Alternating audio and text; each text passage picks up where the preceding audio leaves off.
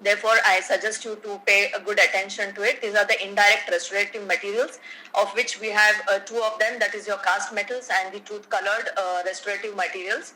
So you have the ceramic restorations and you have the high gold, low gold and palladium based alloys, etc. So you must know what the classification. So according to the Marzuk, we have the different type of the alloys. You have the class 1, class 2, class 3 and class 4, of which the class 1 are the gold and platinum. You have the low gold, non-gold, palladium based alloys, nickel chromium and the cast ceramic metal alloys. So let us come to the cast restorations. What is inlay? By definition is defined as an indirect restoration involving the occlusal and the proximal surfaces of the posterior teeth and may cap one or more but not all of the cast. The most important thing you have to remember here is that it does not cap all of the cast. Classically asked in your viva as to define. And please note down that when we are saying that this is an exam-oriented revision lecture, it may be a viva or it may be your simple chair side question. It can be a short note or it can be a LAQ. So it may be theoretical, it may be practical, or it can be your material viva, which we generally ask on the table. So the indications: large restoration, endodontically treated teeth at the risk for fracture, for dental rehabilitation with the cast metal alloys, diastema closure and occlusal plane corrections, as a prosthodontic abutment, adjunct to the periodontal therapy, subgingival lesions, and low plaque index or the decay. The contraindications are again high plaque index, young patients, aesthetics, small restorations, occlusal disharmony, and dissimilar metals. Coming to the advantages, the main advantages of the cast restorations, it's always we look at substituting whenever there are, as we said in one of the indications, is that they are the large restorations, or we are using it whenever we experience there are a lot of fractured amalgam restoration. So the advantages would be the strength, the biocompatibility, the low wear, and control of contacts and contours, which is not possible to achieve with the other restorations. And the disadvantages, of course, it weakens the tooth. The dissimilar metals can lead to galvanism and chair side times. Cost and technique is important, and it can also cause abrasion of opposing tooth, especially if they are the ceramics. So principles of cavity design, there are three important concepts of the cast restorations. What are those concepts? One is the path of the insertion and withdrawal. You should have a single path of insertion and withdrawal. The taper, there is a second concept, that is the apical occlusal taper. There should be a slight divergence extracoronally, which permits unobstructed removal of the wax pattern and allows for the seating of the cast restoration.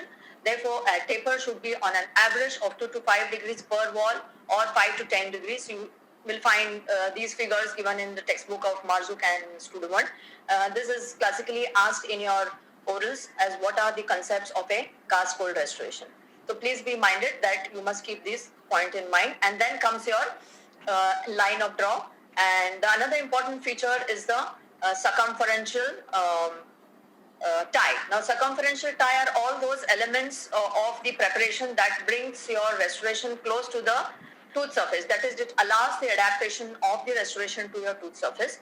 So they can be your skirts, flares, bevels, slices, all these elements of the tooth design that we make that will allow you to bring the different parts of the tooth preparation in close adaptation to the tooth surface. So they are the circumferential tie can again be asked as a short note. So it could be your bevels, flares, and it could be your slices. So the definition of bevel is any abrupt incline between the two surfaces of a prepared tooth, wall, and the cavosurface margins in the prepared cavity. As for an LAQ, so the type of the bevels, are the partial bevel, the short bevel, the long bevel, the full complete bevel, counter reverse bevel, and the hollow ground bevel.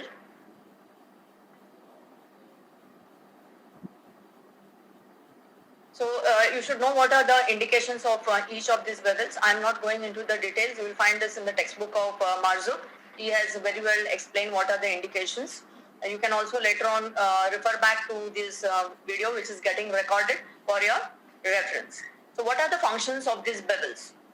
Again, a viva question. Now it is mainly for the marginal adaptation to the tooth structure, the adaptation and burnishability of the cast metal margin to the tooth. It helps to eliminate or exposure of the cement lining between the tooth and the cast restoration. Can be aid in the retention. And the hollow crown and the contour bevels, they also improve the resistance form because they protect the tooth enamel which has been weakened or which has been removed. And bevels are flexible extensions of a cavity preparation, allowing the inclusion of the surface defects or the supplementary grooves. So the tooth preparation, LAQ again, to describe the preparation and what could be the differences in the tooth preparation for the amalgam and the inlay preparation. So you need to understand that the basic concepts of the tooth preparation remain the same as that of amalgam. So I will just quickly brush through. That is the outline form, the initial depth, primary resistance, retention and convenience form. The final preparation will again include all the steps of removal of infected dentine, finishing of the restoration and giving additional features of retention and resistance that would be required. So removing all the caries defects, margin should be in the sound enamel tooth structure, and the consideration should be there if the cusp is weak, whether we should go for a cusp capping or not. The initial depth should be established at 1.5 millimeter. The facial-lingual depth, that should be 1/3 of the intercuspal distance. The facial and the lingual proximal walls must provide a clearance from the adjacent tooth of around 0.2 to 0.5 millimeters. Gingival margins of the cavity must provide a minimum clearance of 0.5 mm with the adjacent tooth. So an occlusal bevel will be around 30 to 40 degrees, that is 1/4 the depth of the gingiva, and the gingival bevel will be 30 degrees. So facial and lingual secondary flares could be given. These are for the indirect type of the wax patterns if it is required. Then the primary resistance form and the retention form. How do you get the resistance form? Now this is also true in case of amalgam restoration. So we give a flat pulpal flow, we give a box-shaped design, we try and preserve all the cusps and the marginal ridges. So as far as possible, we are trying to preserve the natural tooth structure what is present. You give the resistance form, so you are trying to round off all the internal and the external line angles, rounding of the axiopulpal line angles, cusp capping wherever it is indicated, occlusal and gingival bevels. So the primary retention form is generally given by the occlusal dovetail that we are designing, and we give a 2 to 5 degree divergence or the occlusal apical taper, which we are very important feature of cast restorations.